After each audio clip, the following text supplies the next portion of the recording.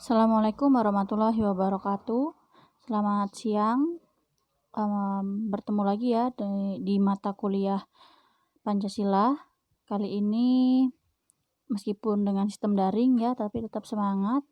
Sebelumnya marilah kita panjatkan puji syukur kehadirat Allah SWT karena di hari ini kita masih diberi kesempatan untuk melakukan proses pembelajaran dengan sistem daring.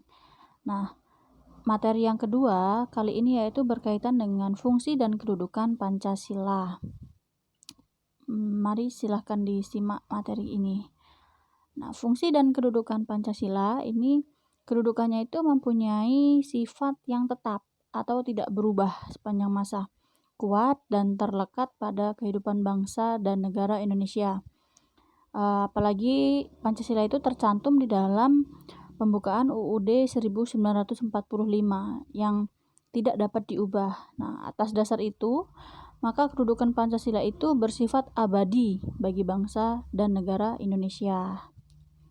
Nah, kemudian, Pancasila sebagai dasar negara, ini fungsi dan kedudukan yang pertama, yaitu Pancasila sebagai pedoman hidup, kemudian Pancasila sebagai jiwa bangsa, yang ketiga Pancasila sebagai kepribadian bangsa, keempat Pancasila sebagai sumber hukum, dan yang kelima Pancasila sebagai cita-cita bangsa.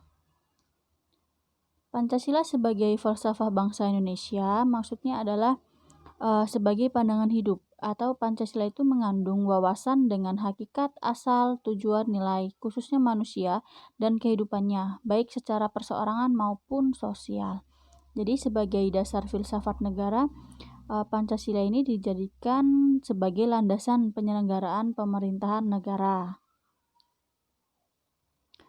Kemudian Pancasila itu sebagai pandangan hidup bangsa. Maksudnya apa? Yang pertama merupakan pedoman atau pegangan dalam pembangunan bangsa dan negara agar supaya yang pertama mampu berdiri kokoh, ini ya, ini salah ketik, maksudnya kokoh bukan tokoh, mohon maaf.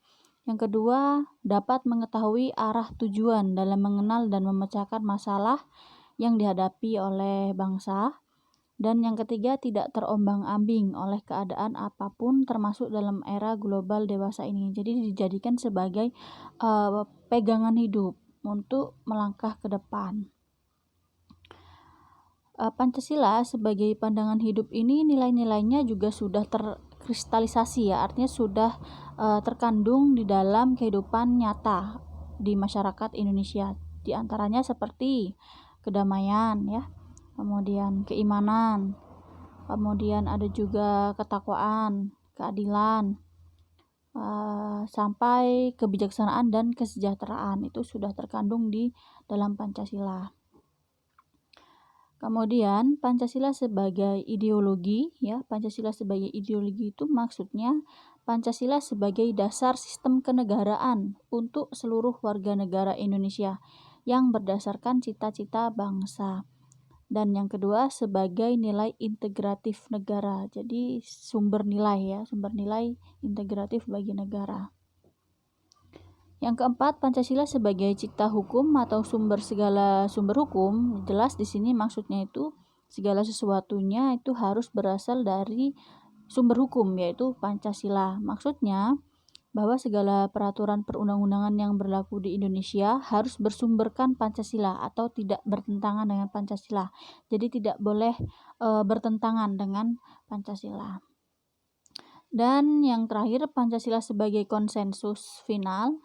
Ini maksudnya sebagai tahap akhir atau dalam pemecahan permasalahan yang ada di masyarakat berkaitan dengan hukum, itu harus menggunakan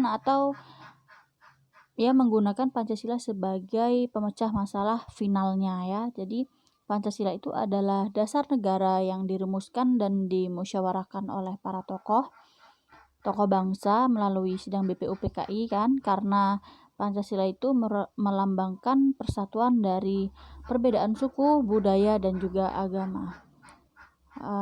Sekian untuk penjelasan fungsi dan kedudukan Pancasila. Jika teman-teman ada yang belum paham atau masih bingung atau ada yang mau ditanyakan, boleh ditanyakan ya. Saya ucapkan terima kasih. Saya akhiri, wassalamualaikum warahmatullahi wabarakatuh.